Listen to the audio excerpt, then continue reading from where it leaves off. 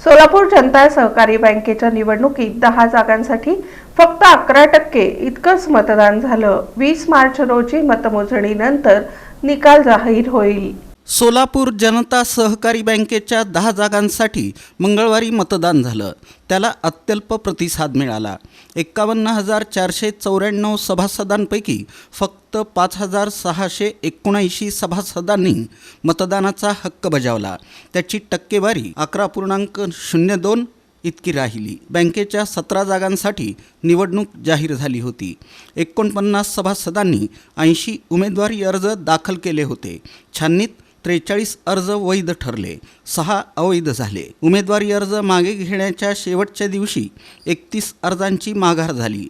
10 जागांसाठी 12 अर्ज होते, त्यामुळं निवडणूक लागली। मंगळवारी सकाळी 8 वाजता शहरातील न्यू मराठी विद्यालयात मतदानाला सुरुवात झाली। 4 पर्यंत झालेल्या या प्रक्रियेत सभासदांचा कमालीचा निरुत्साह होता।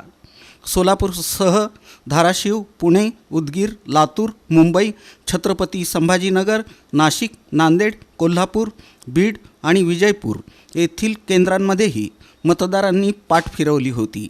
प्रत्येक केंद्रावर 15 ते 20 सभासदांनी मतदान केलं। बँक मल्टीस्टेट असल्यानं केंद्रीय सहकार कायद्यानुसार निवडणुकीची प्रक्रिया झाली। 20 मार्चला मतमोजणी करून निकाल जाहीर केला जाईल, अशी माहिती सहाय्यक निवडणूक निर्णय अधिकारी आबासाहेब गावडे यांनी दिली।